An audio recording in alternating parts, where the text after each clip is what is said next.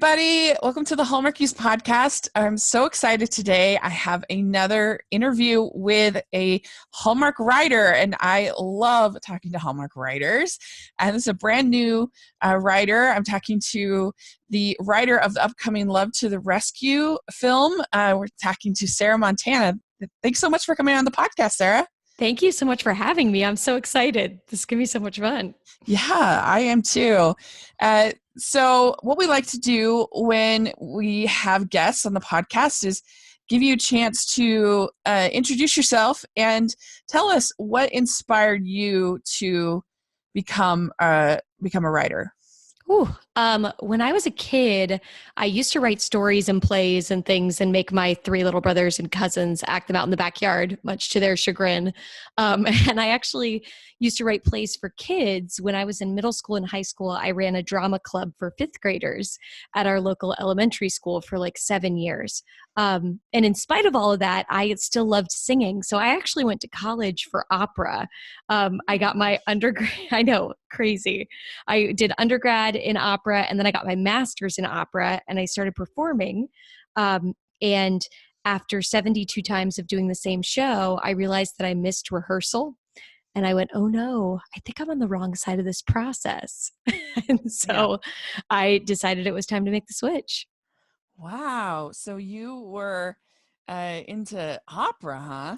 Yeah, kind of crazy. Opera and music theater, both. So what operas were you in? Oh man, I was in mostly in school. I was in The Merry Widow. I was Gretel and Hansel and Gretel. I was in Così fan tutte, but I was like the old lady in the chorus in the background, distracting from what should have been going on downstage. Yeah. I did Dido and Aeneas, Marriage of Figaro, a lot of really fun stuff. Finally, yes, I've seen. Marriage of Figaro is a good one. It's a really good one. I went to Brigham Young University in Utah, and they actually have a pretty good theater and arts and opera program. Yeah. And they would put on, what was really nice is they would put on several operas every year, and you could, as a student, you could, get a good price, and they, have like more sort of clean like productions than maybe some other ones on certain ones. A little less salacious, a little less scandalous for That's sure. Right. Yeah, so it was really fun though. I saw the Magic Flute. I saw that's a good Carmen there. I saw Traviata. That's a great one. That one's probably my favorite. The Magic Flute, I mean, nobody goes to the opera for the story, but it was a little nutty for me.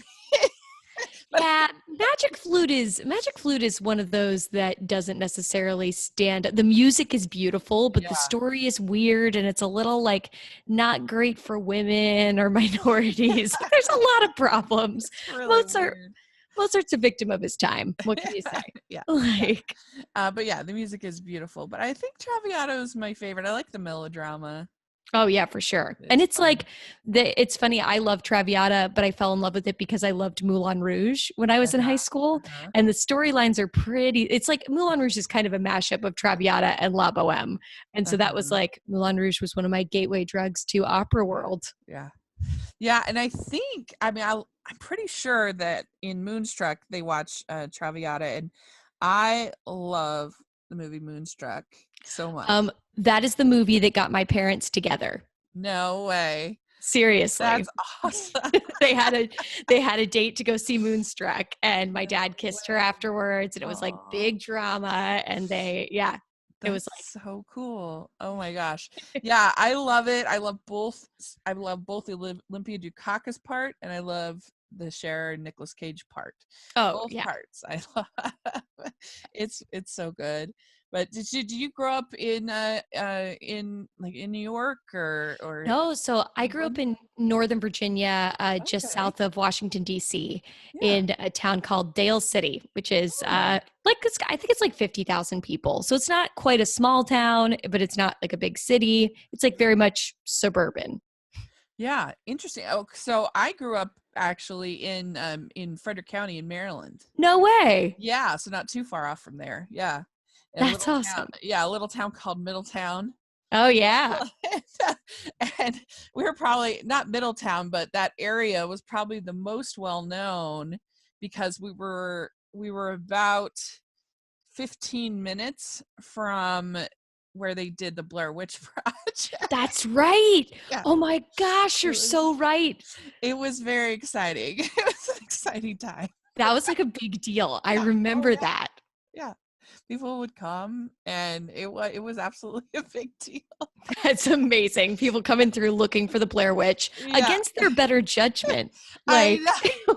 why are you seeking out trouble like that? It's Yeah. beyond me. That's right. Like, did you watch the movie? Right. What's going on? Yeah, because that was a phenomenon. Yeah, and then we also had there was, what was that called? I think it was called The Outbreak.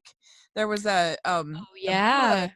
We also had the Fort Detrick, which is where they had like they did the studies and stuff on the Totally. The virus. hot zone. I The remember hot this zone, book. that's right. Yes. I And cleaned my bathroom every day for like a week after that book in yeah, high school. and the two like doctors that are profiled in the book were from Middletown. Yes. Oh And my, that's so so true. yeah. And so that was the most chilling thing to ever. Oh my gosh. That scene in the book when he's on the plane, I had to put it down and then like come back to it. I was like, Yes. nope. So that is where I come from, claim to fame. It's very So understandable why you love Hallmark movies. Yeah. Like there's a lot of darkness. And Yeah. Hallmark is a nice bright light antidote. Yes. So yeah. So have you always been a big fan of Hallmark movies? I know that like especially the Christmas movies, my mom like loved to watch them growing up, so I did watch a bunch of them growing up, and then getting to write them has been such an exciting journey to like dive back into them and to just fall in love with them all over again, especially since they have movies year round, which is I so know. fun. It's I love it. amazing. That Hallmark, particularly with the Hall of Fame, I mean, they've just been a part of so many people's lives for so long. It's really amazing to see. And it's something that you could always watch, with your entire family, and you knew that it was going to be quality and it was going to be sweet. And so yeah, it's nice that we get it every Saturday Yes, all year. it's pretty amazing. Yeah. So you have written plays before this? This is your first film, right? This is my first film. This is the first screenplay that I've written, but I'm actually writing a couple more movies for Hallmark this year, which is really exciting. I'm so excited. Yeah, so I can't share too much about that yet, but it's exciting. Yeah. And then before this, I wrote plays, and I actually write books. I used to ghostwrite books and book proposals for celebrities. Oh, okay. And I do some public speaking. And right now I'm working on a book right now of my own. Ta-da! That will actually have my name on it, which is exciting. That'll be good. Yeah. So yes. So you had a TED Talk that you did, and I'll put a link in the description section. People should watch it because it was really inspirational, and I was bawling watching it. And do you want to tell people a little bit about what that's about and what happened in your life? Sure.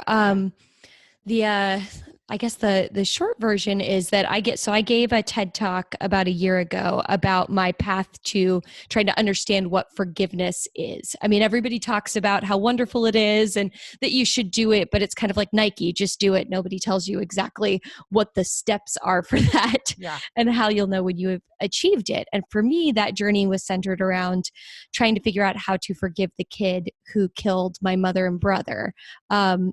In 2008, when I was a senior in college, there was a kid from our neighborhood who broke into our house just looking to make some quick cash before Christmas, and he didn't expect my brother to be home. He shot my brother Jim, left, realized he left his coat, came back, and then found my mom and shot her too. pretty much as far away from Hallmark as you can get in Right. terms of a life plot line.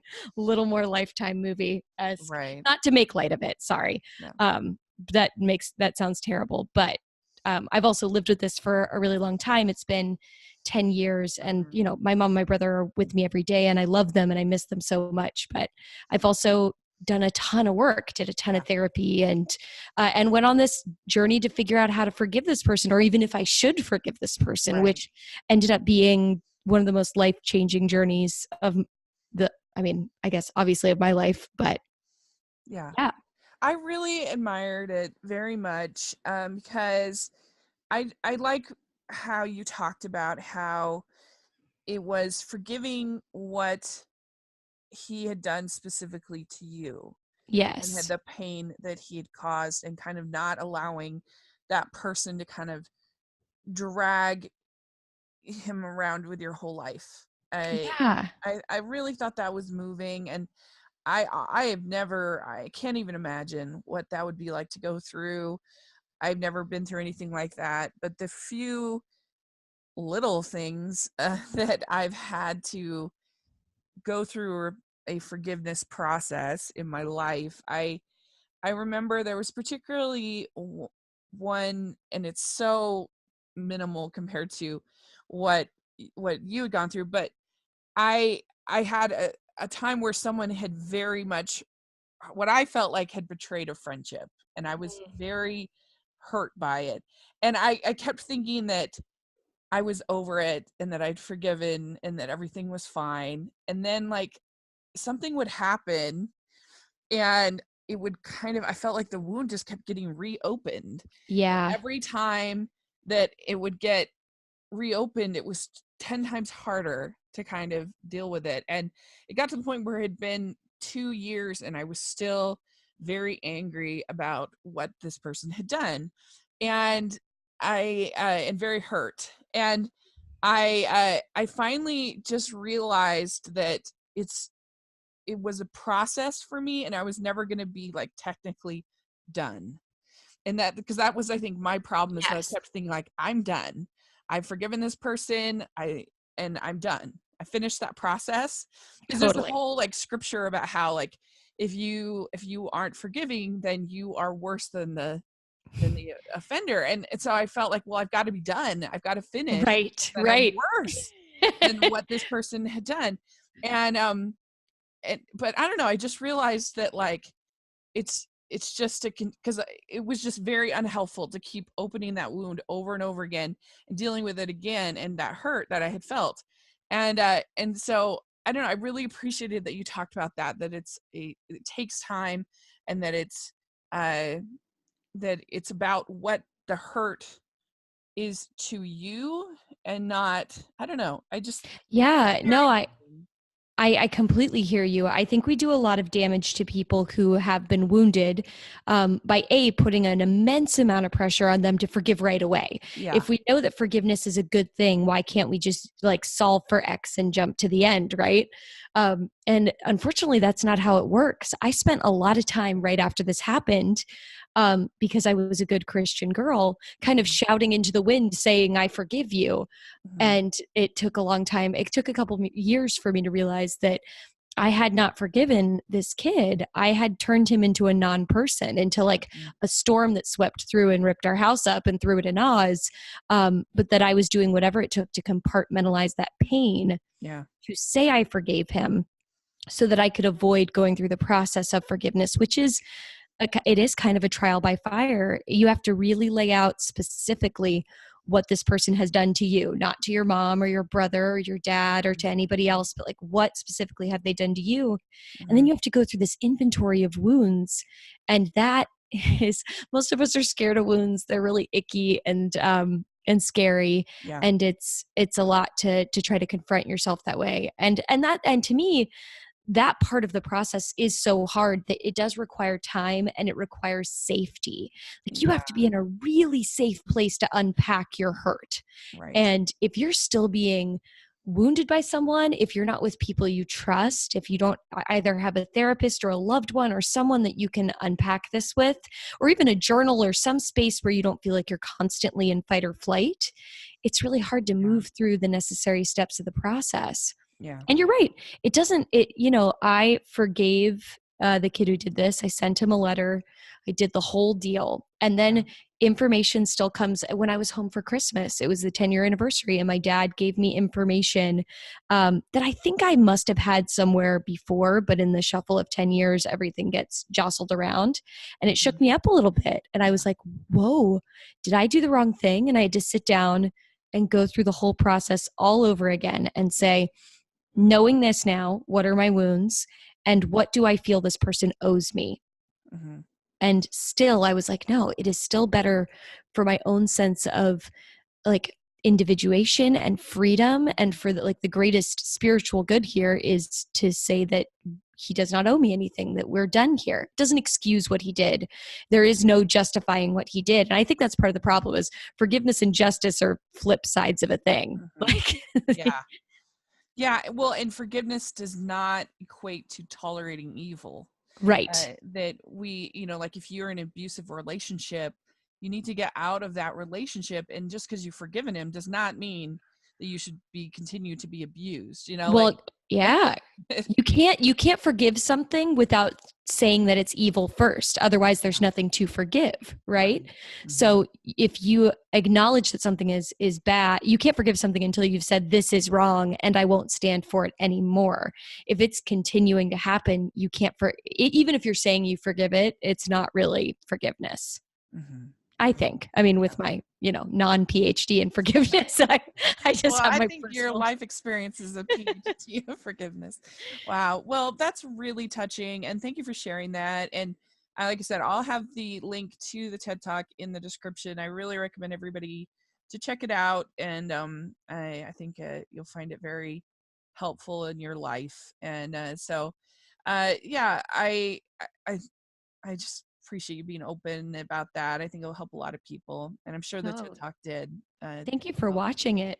Yeah, It's a scary thing to get up there and I'm share that kind of sure. thing about Yeah. yourself. But Yeah. it is worth it. You do get like I got an email from someone in Russia yesterday and somebody from the Netherlands the day before that. And it's kind of crazy to Mm, realize that there are just a lot of people who feel either shamed by what society expects of forgiveness yeah. or who feel like they really want a sense of freedom from the wrongs that have been done to them. But our culture is having a really hard time, I think, globally figuring out what victimhood is, Yeah. and and it's going to take a lot of patience and it's going to take a lot of conversations for us to figure out how to support victims without keeping them stuck, but Right. also giving them a safe space where they can process and acknowledging that that takes time. It's Mhm. tough. Yeah. And everybody's different. Everyone, Yes. their paths are different. So, all right. Let's move on and let's talk about let's talk about Hallmark and just fun stuff. So, Ooh. what do you think makes a great Hallmark movie in your opinion? Oh, I think, okay, it's funny. I think that the best Hallmark movies, um, so there is a format, right? Or at the end of the day, you Yeah. come to watch a Hallmark movie because you know how it's going to end. Yeah. You know that the couple is going to be in love. You know that it's going to be a happy ending, and you also know that everybody within the Hallmark universe is generally a decent person. Yeah. When you watch a Hallmark movie, even the people who are the quote unquote bad guys are never bad people, which is Yeah. one of the more refreshing things about those movies. But even with those things that you can predict, I think the very best Hallmark movies know that those things are the laws that you have to play with, right? Those are the rules for play.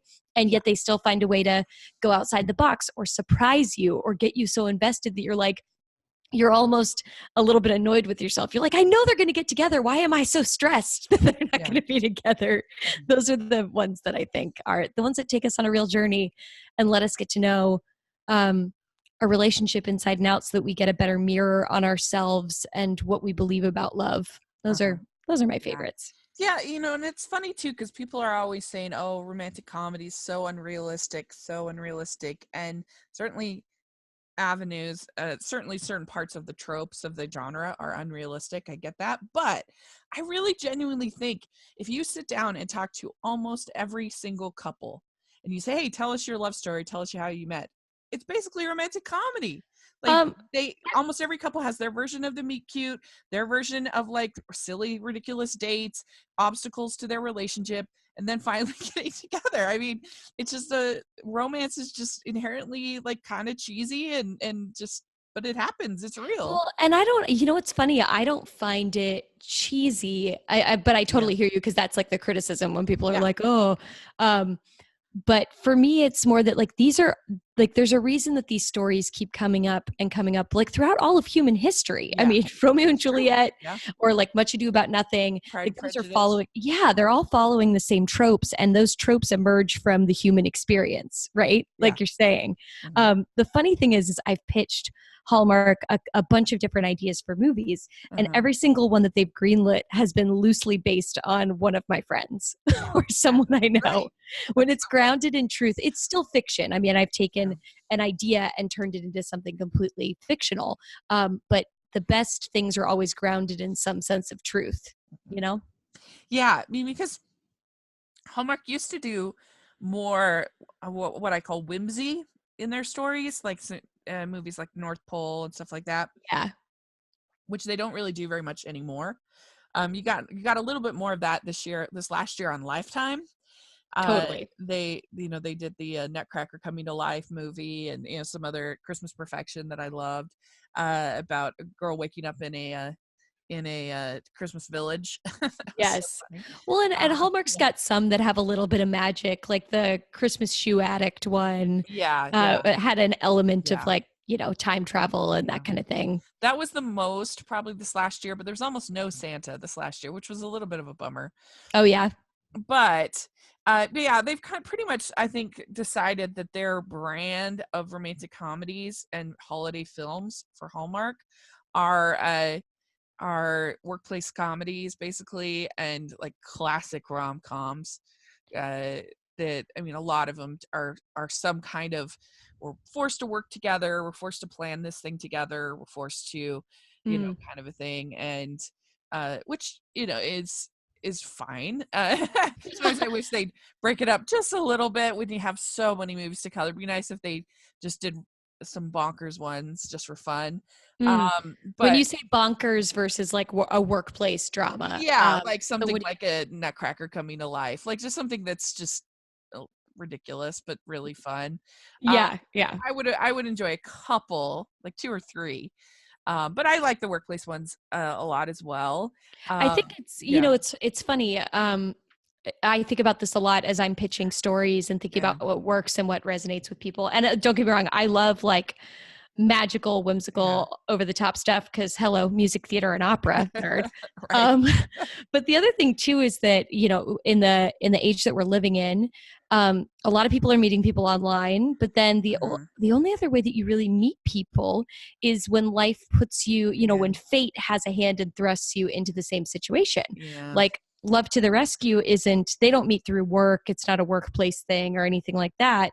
But their kids and this dog are really the thing that brings them together. And yeah, there is always something kind of like that. Like my personal romance story is an epic love story, but we were forced together because we were in school together and we were in a show yeah. together. So it's a tough line to navigate. Yeah, I mean, especially in your 30s, which a lot of these, well, I really like the fact that a lot of these Hallmark movies use older actresses in their, not, they're not old, but you know what I mean? They're not like Yeah. young They're not Andre. 18. Yeah, Yeah. exactly. And in their, mid to late 30s, and I like that. And but yeah, when you're in that age group, then the way you meet people is hopefully people introducing you to people, and through work or through other kinds of things, or yeah, online is basically, because it's not like when you're young there's just so many gatherings that you go to, whether it's through school or other activities that you do when you're that's harder when you Yeah. when you're older. Well, It's it's just it's harder. Yeah, it's it's harder to just meet people as you it get is, older. just It's different. also and it's also I think speaking, I like that Hallmark deals with that honestly, because for so many people, what is that saying? They say that you spend more time with your coworkers than you do with your Yeah. spouse or with Yeah. your friends or family. Yeah. Um, so there's something to be said for the fact that they are, I like that careers are so central to these characters, because that seems Yeah. to be true of Americans and just how Americans identify themselves Yeah. too. It's It's the first true. thing we say about ourselves. It's like, oh, Yeah. hey, who are you? And you immediately lead with like, well, I'm a writer, or I'm a this, Right. or I'm a that. Yeah. So, It's true. That is very, very true. So why don't you tell us a little bit about Love to the Rescue, uh, oh, as much as you can tell, just without giving it all away, I guess. dun Uh, dun dun. yeah. um, The totally. romance, right? Yes. So, um, I feel like after we just had that conversation, spoiler alert, it's a rom com. No, I really love this story. It was partially inspired by my own blended family. When my parents, when my dad and my stepmom got together, they each had kids who were close in age. My youngest brother was. I want to say that they were 11. Maybe Liam was 11 and my stepsister was 9 when they got together. Uh-huh. And they decided the thing that would bring the family together, that would kind of make them all one unit, was to adopt a dog. And that inspired I was like, oh, it'd be interesting if, like, in a fictional setting, if there were two single parents with kids who wanted to adopt the same dog. Uh-huh. And so in the movie, you've got Eric, who is very type A, very rules driven. He is a bureaucrat who works at the Department of Transportation, and he has kind of coped with single parenthood by being very regimented. And then there's Kate, who is a single mom, but she's an animator for a studio that's like Pixar. She is like Oh. all fun all the time, kind of like, we're going to listen to people's cues and follow their lead. And like, she is Imagination Station. Uh-huh. And it's funny, her daughter, Sophia, the lead girl, is much more type A. She's a type A, like, overachiever kid. And Interesting. Eric's child, Owen, is like loosey goosey, like fun kid. And so both of their kids want to adopt the same dog at the PTA pet adoption. Mm-hmm. And it's like, and this is an older dog. And we wanted to talk about how senior dogs often don't get adopted. And so the shelter comes up with an arrangement where the two families can co-foster Bruce, the dog, for the next like 6 to 8 weeks. And then they can figure out which home is best for Bruce. And in the process of that, they end up roping each other into all kinds of things. Oh, this sounds so cute. I love it. I'm Yeah. excited about it. I Yeah. think it's really cute and it's fun. It's not, there's some cool workplace stuff, but there's also some cool, like, what is it like to be a parent and try to be in the PTA, or like Yeah. balance Yeah. all of these different aspects of your life. Yeah. And it's a lot of like, what are the ways we deny ourselves love? I think is one of the other big themes. Like, a lot of Yeah. us come up with really good excuses to not risk our hearts. Yeah. And I think so. yeah. Yeah. And so they're both single parents? They're both single parents. That's She's co-parenting with her ex-husband uh-huh. pretty successfully. Liam, they're like great friends, but just were not meant to be together. Yeah. And then his wife, Eric, the lead guy's wife, passed away Oh, years before. that's our ideal hot That's the widower. Hallmark way. Yeah. But in fairness to Hallmark, that was like my choice. That's what I think. It wasn't like Hallmark has a sweeping rule about that. Very much Sarah Montana motivated. So I loved on your Instagram, you had this quote from Michael Rady, who's the lead in the film. He's amazing. He said, "Hey, how crazy is it that you made these people up in your head, and how this is it? They're real. We're filming the finale." Michael Rady got in my head, man. Yeah. I was okay. So first of all, Michael Rady and Nikki DeLoach are not only like insanely talented. I mean, they're just the most talented humans, but they're also the nicest people on the planet. And they were just so warm and so welcoming and so brilliant. It was a real treat to get to watch them work. But I got to be cast, like, the producers at Hallmark were super nice, and they offered me, they were like, do you want to play the intern part? I mean, it's 2 lines. It's fun. But that way you can be on set and you can see how it all goes. And I was so excited. And that meant I had to be in the background for that, like the final scene where they and Michael Rady like just like touched my arm as we were going out, and he was like, "How cool is it that you like made these people up? You made them up in your head, and now we're doing it. We're gonna go film the finale. It's real. It's like they're real now. They're together." And I was like, "That is cool." I was like, "Yeah." Yeah. You're like, wait to get in my and then you can hopefully, I'm sure, because the Hallmark editors and producers are brilliant, you won't see me crying in the background when you actually watch the movie. But I'm like watching them in the final scene, and I'm like teary-eyed, and one of the other actors is like elbowing me and is like, "Lock it up." I'm like, "I'm sorry." Like, keep me troll myself here. I'm sorry. It's just really exciting. Yeah, I was gonna ask you about that because you had a role in the movie, and you got to be there on set. Because some of the writers that we talked to are able to do that, and others it just doesn't work out. Right. Yeah, for your first movie, that must have been It was insane. It's Incredible. insane. It's insane to look, I am so thankful for what I get to do for a living. It felt like I spent a couple of weeks to months playing make-believe in my living room by myself, just writing things down on paper. And then I would send them off to Ashley, and she's brilliant. And she and Brett would send me back notes like, "Okay, let's tweak this, let's tweak that." And we did that process for a long time. But it still felt like storytelling. It still just felt like the best game of make-believe ever. And then all of a sudden I get on a plane and go to Savannah, and I'm on set, and there's hundreds of people using the blueprint of your make-believe story time. And they're bringing it to life and trying to construct this thing. And you're like, "Oh, this is real. This is very, very real." It was really humbling and awe-inspiring. And it was great to watch. I mean, everybody just works so hard and is so brilliant at what they do there.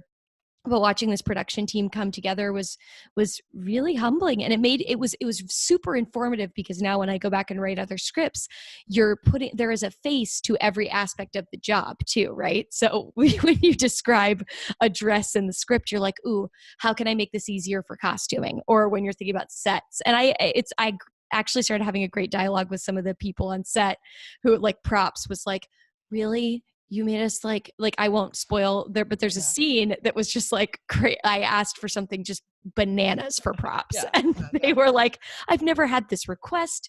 What are you doing to me?'" I was like, on the one hand, would not change that scene, but on the other hand, it does make you think. You're like, "Oh, somebody had to go get like 50 water balloons. That's a lot to ask someone to do." That's funny. Yeah, you're like, "Sorry." Totally. Well, yeah, and you really scored great cast. You mentioned Nikki DeLoach. She's like totally one of the queens. Oh, I love her so much. Love her. She's just so fun. Michael Rady and Haviland Stillwell, who we will have had on the podcast, interviewed her. She's a delight. And so yeah, a lot of really fun people on the cast. They were just so much fun. And I have to say too, like, kudos to Hallmark and to like Nikki and Michael and Steven, the director. Like, this was also a very kid-friendly set. And I'm a woman who's married. I'm 32. There, I think a lot of women struggle with, or maybe they don't. I can't actually speak to every woman's experience, but the whole question of, "Oh, how am I going to like be a writer and do what I love and also have kids?" Society poses it as this either or proposition a lot of the time. And Nikki and Michael are just both these wonderful parents. They both brought their kids to set, and I got to see them run around, and it wasn't a problem or an irritation to anybody. It was like they were just these wonderful, happy parents who then would like pause and go do this brilliant work in this scene where they would just drop all the way in and were hilarious and open and vulnerable on camera. And then they'd go like run over and play with their 2-year-old. And I kept getting chills thinking like, we really do limit ourselves based on what other people say is hard or not hard. But if you really want something, that there's no limitation to what you can do. And I know that in a large part that's because of the environment that Hallmark's creating for these actors and for the production team, and a lot of that Steven and how great he treats all of his actors. It was a really beautiful thing to be a part of. That makes me really happy to hear, because in this age of the Me Too movement, you hear about so many actresses that are taken advantage of and treated terribly and whatever. And I've never heard anything but really positive things. I know it's stressful. I know it's a lot of work in a short period of time. But aside from those kind of things, I've never heard anybody say anything but just like respect and that that I remember Ashley Williams on her Twitter talked about how she was able to nurse her baby in between takes in Yeah, one of her movies, and that makes me happy that to support Hallmark. And because even I'm a huge Disney fan, and even Disney's had their for problems sure. that they've had to deal with, and make hopefully everybody will just become better, and it'll be a good thing in the end. But so far, at least, cross fingers, it seems like that Hallmark is just really doing a great job in creating a work environment that's positive and supportive of women, and that makes me really happy. I have to tell you too that like working with a female producer on this, Ashley Mhm. Squires was Mhm. the producer at Hallmark that took a chance on me and the Yeah. script and who I worked with primarily.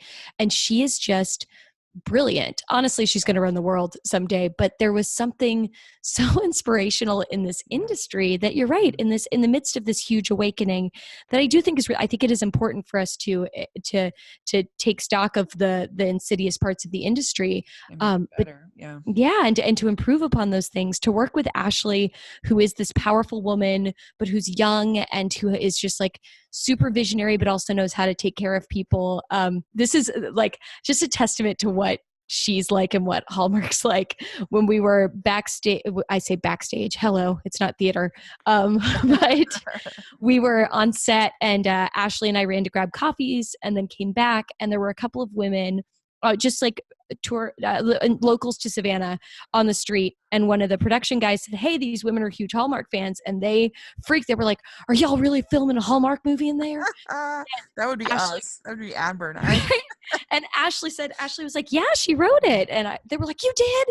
Oh. And Ashley was like, if you're really quiet, do you want to come inside and Oh like my see the gosh. movie? And they lost their minds.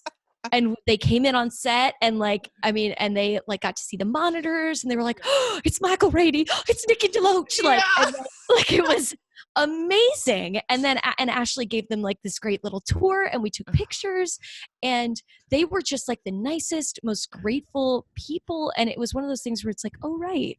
You're doing all of this because Hallmark fans are some of the like just the most awesome, down to earth, Yeah. like joyful people on the planet.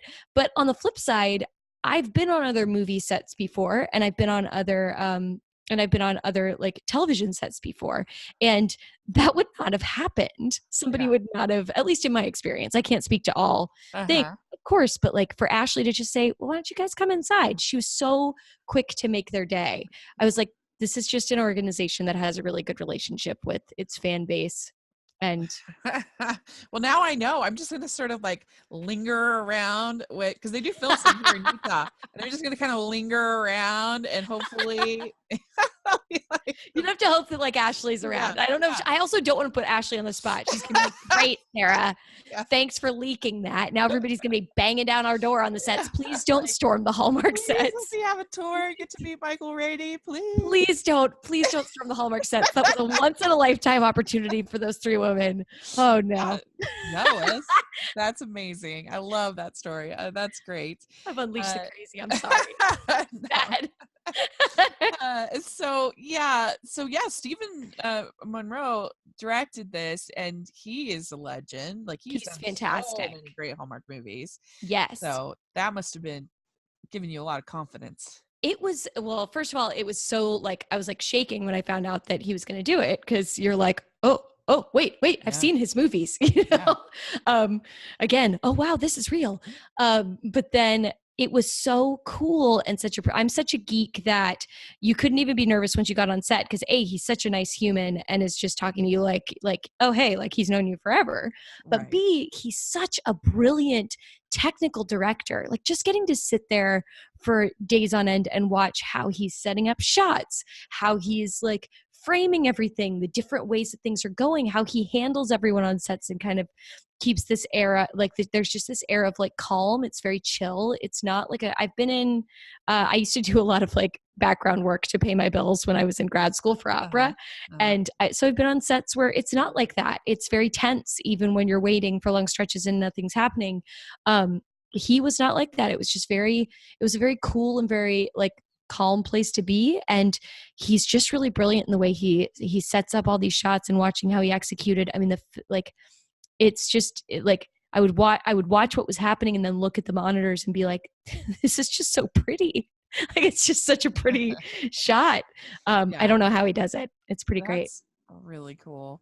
Uh, yeah, I mean, he just barely worked with Nikki DeLoach on Reunited at Christmas. Yeah, So it's true. It was like yeah. there were definitely elements of a reunion, but I'm Ching Uh-huh. on set for sure. And there was Brandeis, who plays Terry in the movie.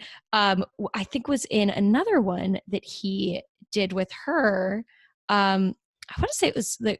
I'm going to get it wrong because I'm terrible at titles.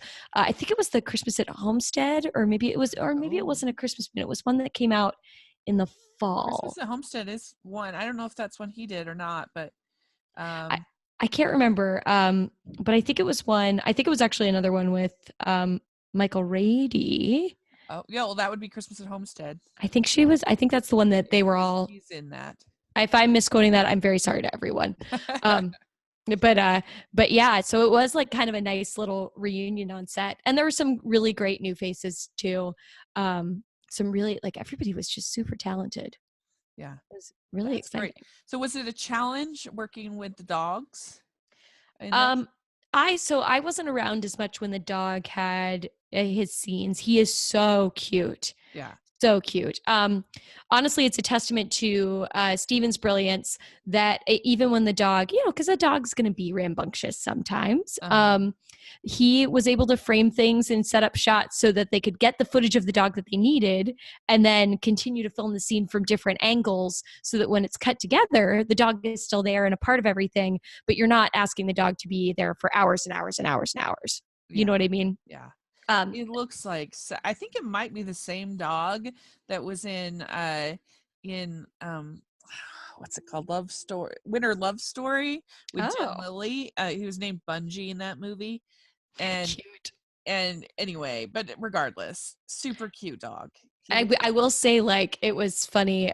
Production kept making jokes. Like, there's one rule in the industry, like that goes back, like, literally for hundreds of years in theater. They've been like, you don't want to work with kids or animals, and we put yeah. both in this movie. So that's awesome. I will say, Michaela and Max, who play the two, the son and the daughter, Sophia and Owen, were just like such pros and so phenomenal and so talented. It was crazy to watch 2 10-year-olds who were that brilliant and that grounded and just Uh-huh. playful. I'm so proud of them. It was Yeah. like, you're nervous when you write a part for a kid in a movie. It's nerve wracking because you hope that there are kids out there who can execute on that level, but they haven't had 20 years to go to school. And you know what I mean? And to study and to grow up and to create this huge, like, tub of experiences from which they can draw. But these two kids were just like a dream. They were like, it was like, oh, you sprung right out of my head. That's exactly what I pictured. Well, yeah. I mean, Hallmark is amazing at casting kids. Yeah. They have the cutest. I mean, it's the best thing about One Calls the Heart, in my opinion, is the Yeah. kids. They are so cute. So it's adorable. They Well, really do. we are very very excited for the movie. It sounds amazing, and congratulations on getting your first script done for Hallmark. Thank And we're you. excited for what will come. This is going to be great. And so before we go, we like to ask our guests what we call the Team Beat questions. Woo woo. Silly questions that Amber found in an old issue of Team Beat. And did you ever have Team Beat growing up? Oh, totally. Yeah. Yeah. Okay, good. Good. Yeah. All right. So, let's get started. So the first question is, what is the best ice cream flavor? Oh, salted caramel. Mm, Anything yeah. salted caramel with chocolate is heaven. That sounds good. Okay, what's your favorite color? Purple or turquoise? Oh, purple's my favorite as well. Yeah, Yes. yeah. All right. What music are you listening to right now or into? Ooh. Oh man. I'm like like because I'm a music nut, I listen to everything. Literally this morning though, the last thing that I listened to was Sarah Bareilles' new song, Fire. That's the Oh, last she's thing that I the listened to. best. I I love her.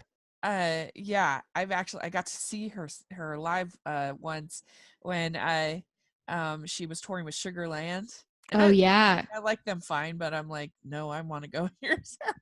Yes. 100%. Yeah, yeah. 100%. It was amazing. I love her song Gravity is just Oh my gosh. That came out when I was in college and it was like an anthem for yeah. broken hearts for like the So whole time. yeah, It's beautiful. yeah. All right. What is your go-to date night food? Ooh. Um, you know, I think I have to say Italian, even though we love sushi, we love Thai food, we love, there's so many. I mean, look, we live in New York City, there's no shortage of like amazing food.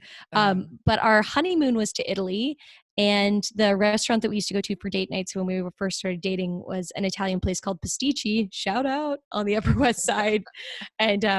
And so Italian's got a special place, I think, in our hearts. Yum. There's nothing like, especially New York City, Oh Italian yeah. food in New York City. I mean, they had to make that stuff good enough to please the Dons and all that stuff. It had Yes. to be good. It's And so good that when we went to Italy again yeah, for for our honeymoon, we were like, oh, so same. Like it's yeah, like it yeah. wasn't like worlds different. We were like, wow, Also, like pizza is basically more New York than it is Italy. one hundred Like, percent. yeah, like our when I went to Italy, a tour guide was like, tour guide was like, if you want pizza, go to Domino's. Just like It's this so true. because it's more like flatbread there. It's not. Uh, oh yeah, Yeah, it's kind of disappointing. it's I loved it, but it was very quickly like, but this is a whole different animal. It is. It's Yes. flatbread with like olive oil and mozzarella and basil and chunks of tomato, but it's not like sauce cheese. Like Right. it's not a slice. Not a Like in New pizza York, it's pie. like, yeah, exactly. I'm not like picking up my slice from Joe's and like dripping in grease and like folding it the right way. And like, I mean, it's a whole thing. That is But living right there, what you just described. yes. Pizza is to me, pizza and ice cream are the two foods that like I like the whole spectrum. I like really bad, like really Yes. cheap, trashy pizza. I still think it's delicious. And There's really no like fancy in a brick oven, whatever, that's delicious too. I can have there the is whole spectrum. no such thing as bad pizza. Yeah. I have yet to have a bad pizza. Yeah. Like, Oh, it's I'm amazing. not a big fan of this fruit stuff on pizza, but aside from What? that, yeah, the like pineapple. Oh, I can do a Hawaiian, but other than that, Yeah, I don't like the Hawaiian. But other than that, I pretty much like anything. But anyway, so what is your go-to date night activity that you like to go out and do? ooh, um, you know what? We don't really have a go-to. We like to do a lot of different stuff. I mean, love to eat. We love to dance, but we haven't done it. I mean, look, we're not in our like 20s anymore. It's not as crazy these days. But okay, so this is super nerdy, but the last date we went on was a double date with our best friends Allison and Matt. We have two Matts between us. It's a whole thing. Everybody gets Matt. It's like Oprah declared it. Um, but our last date was that we went to Marie's Crisis, which is a piano bar in the West Village where a guy, it's the no phones are allowed and they play show tunes on the piano and the whole bar is required to sing. So we went to Marie's Crisis Gosh. and sang like Les Mis and Hairspray and Oh, like that sounds all kinds amazing. Chicago. And yeah, we did that for like an hour or two. Then we went and got this delicious Italian dinner. Oh, it was so good. The pesto was just like amazing. I'm salivating right now. Well, And then we went and got a drink at this like underground bar, which was fun. well, I think we all have relationship goals now that you just described that. 'Cause that sounds amazing. That's pretty good. So, all right. Well, so dogs or cats? Which you prefer? Ooh, I wrote a movie about dogs, but I have a cat. Oh my Um, goodness. so I'm gonna say It's really hard. Do I have to choose? I have to Yeah. choose. That's the exercise. Yeah. I'm going to say cats because otherwise my own cat may Oh, betray me. yeah. Yeah. There you go. I was surprised. I thought it was okay. Beaches or mountains? Beaches, Yeah, hands down. me too. I love being at the beach. The ocean is my happy place. Me too. 100%. Me too. All right. Would you rather be in a fancy dress or sweats? Oh, um, a fancy dress. Yeah, that's the Yeah. opera singer in There's a little opera singer here. in there. I'm going to be honest. Yeah, that's right. All right. What is your favorite holiday? Oh, um, my favorite holiday. I should say Christmas, right? Because it's like Hallmark. Very on brand. Fantastic. Christmas. It would be very on brand for me to say Christmas. However, I'm also writing Hallmark movies that are not Christmas. I also really love Halloween. Ah, And I know that's silly, but I like I like the costumes. I like that it sparks imagination. I like that it gets yeah, people outside the box and dressing up like, you know, you get to embrace a different side of yeah, yourself for a day. There's candy. Hello. That's not a bad thing. yeah, And yeah. and I grew up with like in one of those neighborhoods where we had a legit haunted house. Shout out to the Nice. Naranjos. They like really took it to the next level. So Halloween has a special place in my heart. I also love Halloween. I plan my costumes like well in advance. That's part of the fun of it to Yes. me is and and I don't know, just coming up with something creative. Last year I was an angel. That was Ooh, nice. yeah, I was an Very angel. nice. And yeah. This year my husband and I were Jon Snow and Daenerys, but I was Jon Snow and he was Daenerys. And Love it. it I'm not gonna lie to you, he was much prettier than me. Um, it was pretty great. Yeah. That's so cool. That's one of the things that I so envy about couples is getting to do couple costumes.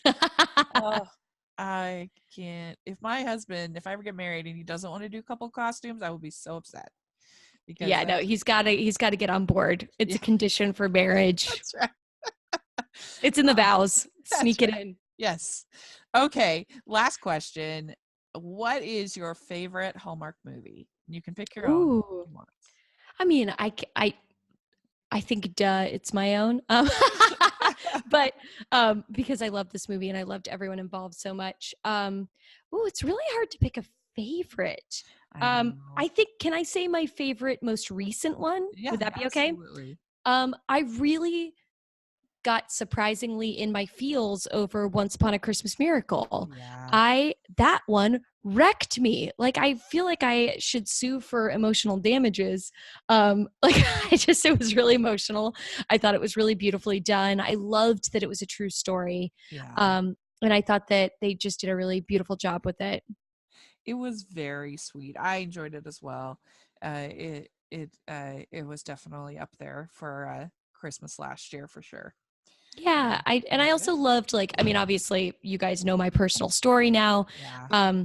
It was nice to see that that like Christmas movies normally don't talk about how like Christmas can be a hard time of year for some people if Yeah. you've gone through any kind of loss or trauma or even when you're just tiptoeing around those kinds of themes, it can go from being the most wonderful time of the year to the most stressful time of the year. And I thought that that movie did a really great job of balancing what's wonderful about Christmas and hopeful and optimistic and this like beautiful love story, but it didn't at the same time it didn't shy away from what's hard about it, but it arced to meaning, like what is important in life, what do we Yeah. really value, like and tragedy doesn't have to just be this lodestone around your neck that drags you down to the bottom of the ocean. It's something that can transform your life in a really beautiful way. Like there's a Yeah. whole center at UNC dedicated to post-traumatic growth syndrome. So we always think about trauma as something that just derails your life, but there is evidence that for some people they can take trauma and become better because of it. It doesn't make us wish that trauma would happen to us, but it does show that there's a transformation, almost like an alchemy that can happen in those moments. And I thought that movie did a really good job of tapping into that idea. Yeah. Yeah, there were a couple that kind of had that theme last year. When that one was really good. Also, The Christmas Everlasting, the Hall of Fame movie where she has to Mm. deal with the death of her sister. I thought that and sort of the guilt that she feels over some different things in their life. That one I thought was pretty good. And I also The Road to Christmas had a little bit of that theme with her sort of disengaging from her family because she couldn't get over the grief of losing her husband, and how it Yeah. kind of fractured the family up into these pieces. And I thought that that captured very well where most of the dysfunction in Christmas movies, not even just Hallmark movies, but just Christmas movies, is very over the top, and that's fun. I Yes. enjoy that. I enjoy National Lampoons or really over Totally. the top like silly movies. But I liked in Road to Christmas the way that the dysfunction felt very easy to relate to. Yes. The idea that you loved each other, but you just had lost kind of the ability to communicate effectively, and you just felt so different. And so you kind of, I don't know, I just related to that with some of my relationships where it's hard because you're really different, but you love each other, but you're trying to make it all work. And so that one was my favorite of Christmas. This Oh, last Christmas, yeah. I thought it was so good. But yeah, it was a some really nice emotion from last Christmas. I think they did a Yeah. good job with that. So And I think that I think that there's going to be more of that this yeah, next Christmas season. I think it's important to talk to because, like, you're right.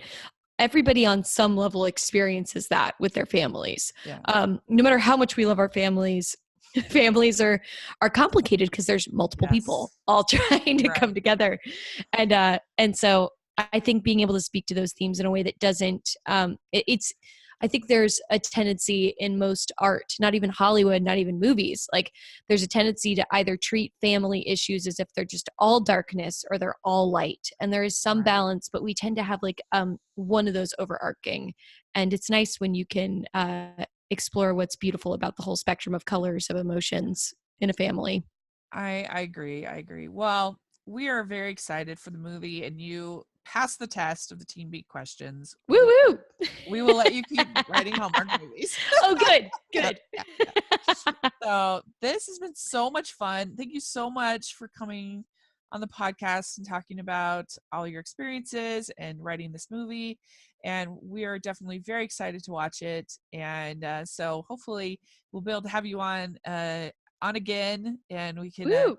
because this was just great. And if Oh, do you have social media at all that you want to share or I anything like do, that? yeah. Yeah. You can find me I have a website that's just sarahmontana.com. If you want to find me on Instagram, I'm Sarah E. Montana. And then I think Facebook is the same. Yeah. There aren't too many Sarah Montanas on Facebook, so you can find me. And Twitter, I'm going to be honest with you, I really am not about that tweet life. Okay. Yeah, my Facebook is facebook.com/Sarah E. Montana. Same Great. for LinkedIn. Yeah, Okay, all that great. jazz. Well, I'll have all the information in the description so you guys can all check that out and watch the TED Talk as well. And so thanks again. And if you're all listening, we would love to hear your comments, and you can put in the comment section if you're listening on YouTube, or let us know on Twitter or any other social media what you think of what we talked about. We would love to hear your thoughts, and make sure you're following the podcast at Hallmarkies Pod, all of our social media. And if you can put in your ratings and reviews on iTunes, we really appreciate that. And if you're listening on YouTube, give us a thumbs up and subscribe to our channel. That would be great. And so thanks again. You can follow me at Rachel's Reviews on iTunes and YouTube. Really appreciate that. And thanks again, Sarah. This was great. I really Thank you so much. This was so fun. and we'll definitely have to talk again soon. Sounds good. Bye. Bye.